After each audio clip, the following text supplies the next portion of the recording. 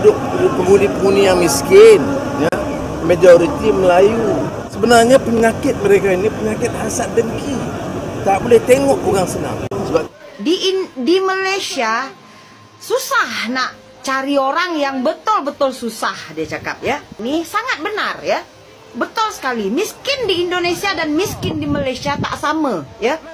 Semiskin-miskinnya rakyat Malaysia ya, tak macam di Indonesia ya. Kata pemuja Malaysia, miskin di Indonesia dan Malaysia tak sama, dan juga perkataan dari TikToker Malaysia si Aisar. Nih videonya. Kerana di Malaysia susah mau cari orang yang betul-betul susah. Ada orang susah, tetapi susah untuk cari orang yang betul-betul susah. Tidak ramai. Oh. Jujur. Di Indonesia lebih banyak maksudnya orang susah. Jujur lebih banyak orang susah. Betul. Ni saya cerita sebagai reality. Apa adanya ya. Kerana apa Indonesia ramai orang susah? Kerana rakyatnya ramai. Rakyatnya ramai. Yes, rakyatnya kan hampir 300 juta kan, hampir. Iya, hampir 300 juta. 270 kan kurang lebih. Jadi ramai orang susah. Saya rasa dekat sini macam contoh tepi-tepi jalan banyak gerobak-gerobak. Di Malaysia mana ada gerobak-gerobak, bro? Oh iya. Tak ada. Paham.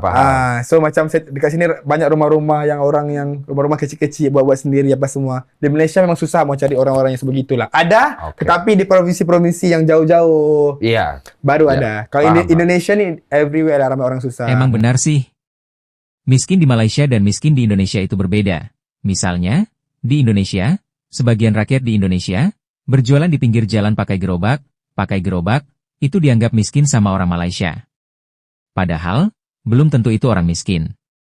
Beda halnya di Malaysia, jarang ditemukan rakyat tempatan berniaga di pinggir jalan, malah sering ditemukan warga asing berkeliaran berniaga di sana. Sementara rakyat tempatan, malas bekerja, dan mengharapkan subsidi dari pemerintah. Betul gak? Pada intinya, orang Indonesia lebih rajin bekerja daripada Malaysia. Pemalas. Dah gitu, jumlah penduduk Indonesia jauh lebih banyak dibandingkan Malaysia, yang hanya 34 juta jiwa. Walaupun jumlah penduduk Malaysia lebih kecil dari Indonesia, di Malaysia juga ada ditemukan kasus, rakyat tempatan mati kelaparan, padahal, jumlah penduduk cuma 34 juta jiwa loh. Masih ada yang mati kelaparan. Miris gak tuh? Saya sangat tersentuh hati apa yang diucapkan oleh Yang Berhormat. Saya sebagai ibu yang berada di kawasan pendalaman yang setiap hari melihat realiti hidup rakyat. Dan apa yang disebut Yang Berhormat sebenarnya itu yang berlaku di bawah. Walaupun kerajaan berbangga dengan angka inflasi 1.9%, sebenarnya rakyat tidak merasai. Sebenarnya hakikatnya kehidupan di bawah semakin berat dan terbeban. Saya ingin merujuk kepada satu akhbar Metro yang telah dikeluarkan pada 24 Ogos 2024 yang menceritakan bagaimana kisah seorang wanita yang dijumpai tidak bermaya di Taman Indah Sungai Abong, Johor, di mana di sisinya ada jasad ayah dan jasad adik OKU yang sudah meninggal dunia kerana kelaparan. Apakah ingin kita lihat dalam negara kita ini ramai lagi rakyat Malaysia yang mati kelaparan? Ini adalah satu kezaliman kepada rakyat. Jadi saya ingin pandangan Yang Berhormat tentang isu yang sedang melanda rakyat hari ini. So, Malaysia itu bersyukur jadi negara kecil, kalau sebesar Indonesia, jangankan rakyat, pejabatnya juga bisa mitong kewalahan, karena mengurus negara dan rakyat sebesar Indonesia. So, apalah gunanya kamu hina Indonesia miskin? Sementara kamu masih butuh pertolongan orang Indonesia. Hidup di dunia itu tidak ada yang sempurna. Semua orang membutuhkan pertolongan, dan saling menghormati dan saling menghargai. Itu lebih baik. Nih, netizen Malaysia kerap kali menghina Indonesia miskin, padahal dia tak sadar diri. Dia jauh lebih miskin, miskin hati, miskin moral, miskin etika. 84% rakyat Malaysia miskin. Kenapa miskin? Sebab tiada simpanan bulanan. Yang ada mungkinlah simpanan KWSP. Tiap-tiap bulan duit masuk, keluar, habis, licin. Kenapa jadi macam ni? Yalah sebab nak bayar kereta, nak bayar rumah, nak belanja makan, shopping sikit-sikit tu. Ini isu pembangunan bandar, pemulihan bandar. Kita nak tolong penghuni yang miskin, ya, majoriti Melayu. Jadi kawasan itu kita nak bangunkan semula. Yang nak bantah sebab apa? Ya? Oh, ni hak Melayu, hak tanah. Sejak bila yang kamu perjuangkan?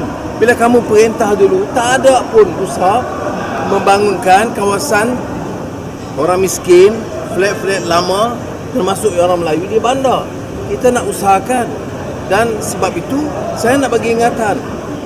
Jangan guna kebebasan ini untuk menipu dan memfitnah. Apalagi atas nama Islam dan Melayu. Sebenarnya penyakit mereka ini penyakit hasad dengki. Tak boleh tengok orang senang. Sebab kita sekarang bagi perhimpunan aman ini bebas. Orang Melayu kalau berniaga, dia macam tak minat sangat nak kaya. Bila dia selesa dapat income RM5,000, RM10,000 dia dah okey. Dia itu je. Lepas tu dia rasa macam kalau kerja lebih, itu dunia. Itu dah kira kerja dunia, tamak dunia. Kalau dia buka restoran tu dah maju. Nak buka restoran kedua pun macam alahai. Buat apa lagi lah dunia. Itulah dia membuatkan Melayu tak maju di Malaysia ni. Antara satu sebab lah. Sebab kalau kita tengok China, kalau dia buka 1, buka 2, buka 3, buka 5 sampai 10, Zeus tu ada lebih kurang dekat 500 dah kot. Zeus tu kopi tu. 99 buka, aku rasa lebih 2,000 dah. Kenapa mereka boleh begitu? Apa mereka tak cukup duit ke? Ataupun mereka ni tamak ke? Tak.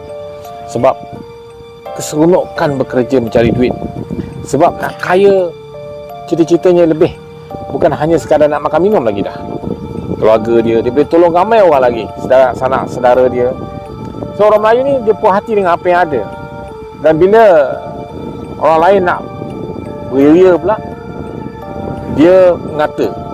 Dia menganggap orang tu nak kerja dunia. Konon-konon dah cukup lah. Dah ada 100,000 sebulan dah cukup. Zeus tu lebih 100,000 income dia.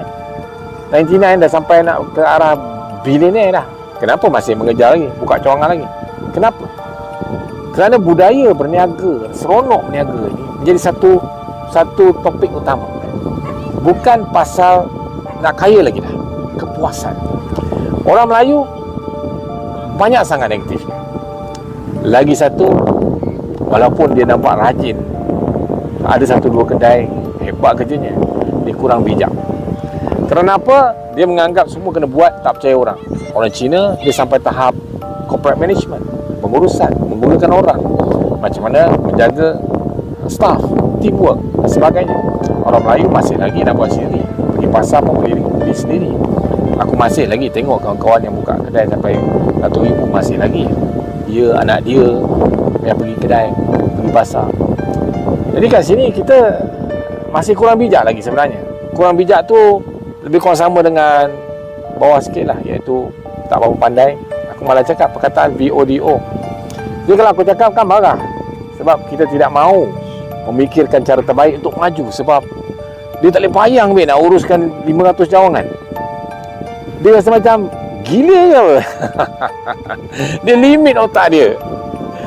Sebab itulah kadang-kadang aku cakap kenalah tiru orang Cina. Tiru pun susah ke? Kalau kat sekolah dulu kalau dapat tiru tu pun dah kebetulan, dah dapat 8A kalau meniru semua. Senang aja kan? Tapi ada benda yang kita tiru, kita boleh berjaya. Tak semestinya kita nak buat sendiri semua. Belajar sendiri, buat sendiri. Tak semestinya nak buat sendiri, tak semestinya nak cipta sendiri. Kita boleh tiru kejayaan orang. Like follow, comment, share. Dengarlah bangsaku. Kita terus maju dan maju dan maju. Barulah kita nampak ekonomi kita akan meningkat.